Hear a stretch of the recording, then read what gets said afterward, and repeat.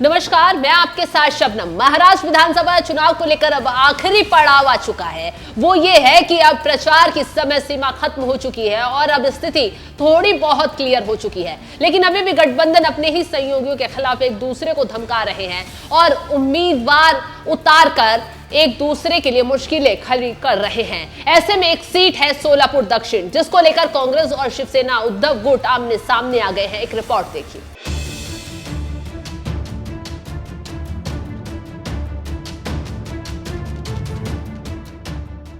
महाविकास आघाड़ी हो या महायुति, दोनों पार्टियों के सहयोगी आपस में ही गुत्थागुत्थी कर रहे हैं और एक दूसरे के खिलाफ उम्मीदवार उतार रहे हैं। और ऐसा ही कुछ सोलापुर दक्षिण पर देखने को मिल रहा है, जहां पर कांग्रेस उम्मीदवार के खिलाफ उद्धव ठाकरे की पार्टी ने उम्मीदवार उतारकर आमने सामने की टक्कर ले ली है। जी हां, खबरों की माने तो सोलापुर साउथ को लेकर शिवसेना और कांग्रेस में लड़ाई जारी है। अब आप जानते हैं कि सोलापुर साउथ में प्रणीति शिंदे पहले विधायक थी, लेकिन लोकसभा चुनाव जीतने के साथ ये सीट कांग्रेस के खाते में जाती, लेकिन शिवसेना ने दावा कर दिया और अपना उम्मीदवार उतार दिया। बस इसी को लेकर कांग्रेस और शिवसेना उद्धव ठाकरे गुट आमने सामने आ चुके हैं और इसको लेकर शिवसेना नेता संजय राउत ने कहा है, अगर कांग्रेस इस सीट पर ऐसा कुछ करती है तो ये उकसाने का काम होगा और एमवीए के लिए मुश्किल पैदा हो सकती है। राउत ने आगे कहा, कांग्रेस ने अपनी नई सूची में सोलापुर दक्षिण सीट से अपने उम्मीदवार दिलीप मांडे की घोषणा कर दी है। ये तब हुआ है जब हम पहले ही अपना उम्मीदवार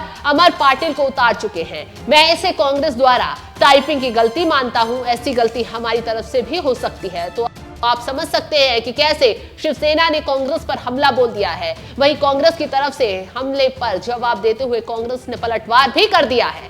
कांग्रेस महाराष्ट्र के अध्यक्ष नाना पटोले ने संजय राउत की बात पर कहा कि सोलापुर दक्षिण सीट से चुनाव लड़ने का फैसला किया है। राज्य स्तर पर हम इस पर टिप्पणी नहीं कर सकते हैं। राउत को मेरा विनम्र सुझाव है कि उन्हें अपनी आलोचना सीधे विपक्ष की ओर करनी चाहिए। नामांकन दाखिल करने का मुद्दा कल तक खत्म हो जाएगा। अगर संजय को शिकायत है तो आलाकमान से बात करें। तो आप समझ सकते हैं कि कैसे शिवसेना और कांग्रेस आमने सामने आ चुके हैं। अब देखना यह होगा कि कौन अपने उम्मीदवार को वापस लेता है और कौन अपने उम्मीदवार को लड़ाता है। आप जानते हैं कि महाराष्ट्र की सभी 288 सीटों पर एक ही चरण में 20 नवंबर को चुनाव होने हैं और 23 नवंबर को मतगणना होगी। महाराष्ट्र विधानसभा चुनाव का कार्यकाल 26 नवंबर को खत्म हो रहा है। इस चुनाव में महाविकास आघाड़ी के 3 प्रमुख दल कांग्रेस, शिवसेना, यूबीटी और एनसीपी शरद पवार गुट है। वहीं महायुति में बीजेपी, एनसीपी और शिवसेना शिंदे गुट की पार्टी है और सरकार बनाने के लिए कम से कम 145 विधायकों का होना जरूरी है। अब देखना होगा